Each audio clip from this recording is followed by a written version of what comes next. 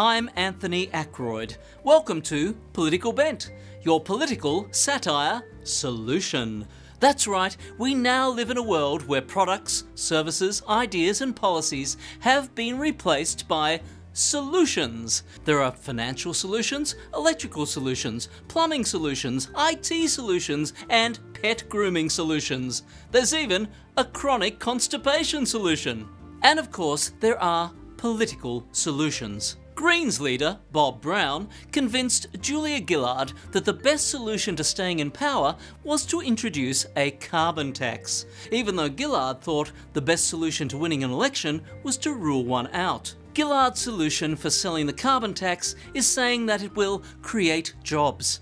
Maybe not for coal miners or steel workers, but since both Gillard and Education Minister Peter Garrett have said that they will be wearing out the leather on their shoes promoting the tax, expect to see a lucky cobbler gainfully employed. Tony Abbott thinks the best solution for winning the next election is to oppose a carbon tax. However, when asked if he could name any economists who supported his position, he found he could count them on the one hand, without the use of fingers. But then, who needs the backing of people with qualifications when you have climate change skeptic Christopher Monckton in your corner? Monckton told a Sydney rally that if Australia went ahead with a carbon tax, it would become a third world banana monarchy, as opposed to Monckton's absurd world fruitcake monarchy, in which he is a lord, a viscount, a Nobel laureate, inventor of a spiffing maths puzzle, and part-time Nazi hunter. Abbott also found support on Channel 10's fair and balanced news program called Andrew Bolt Interviews a Bunch of Guests Who All Agree with Him About Everything. Bolt too had fruit on his brain when he discussed an experiment in which an orange tree, force-fed carbon dioxide, grew to be quite big. Bolt said that this proved that carbon dioxide wasn't pollution after all. An elegant solution to our environmental concerns. You can't see the trees in this picture of a heavily non-polluted Chinese town, but I bet they're really big.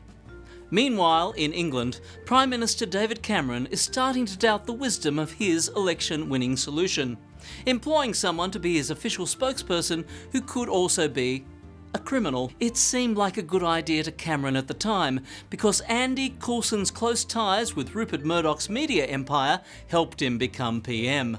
Coulson used to be the editor of News of the World, a newspaper that has been in print 168 years, making it, by some estimates, even older than Murdoch himself.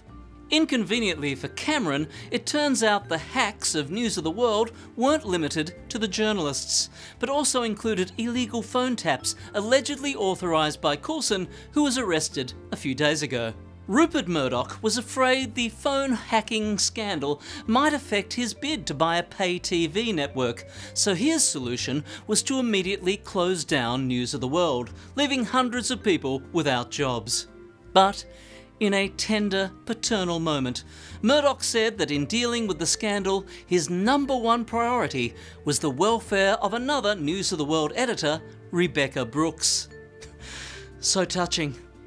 And who knows, maybe trying to make amends for the deplorable hacking of phones belonging to dead soldiers, victims of terrorism and a murdered schoolgirl that occurred on Brooks' watch might just scrape in as Rupert's #2 priority. The trouble with political solutions is that they often don't actually solve anything. Take the Australian $1.8 billion radar system that successive federal governments have told us detects people smuggling vessels approaching our shores. Former RAAF squadron leader Ray Sanderson said recently that the radar is a great solution to our border security, if you define great as having detected 0 out of 200 vessel arrivals in the last 2 years. Of course, as part of Labor's Malaysian solution, the refugees arriving on these undetected boats will soon be flown to a country where the government has just used tear gas, water cannons and batons to attack a group of their own citizens campaigning for democratic reform. But the upside of the Malaysian solution is that deported refugees won't be paying a carbon tax. And let's face it, the chances of them having leather on their shoes that can wear out or a mobile phone that can be hacked are virtually undetectable. And that's the news of our world. I'm Anthony Ackroyd. See you next week for more Political Bent.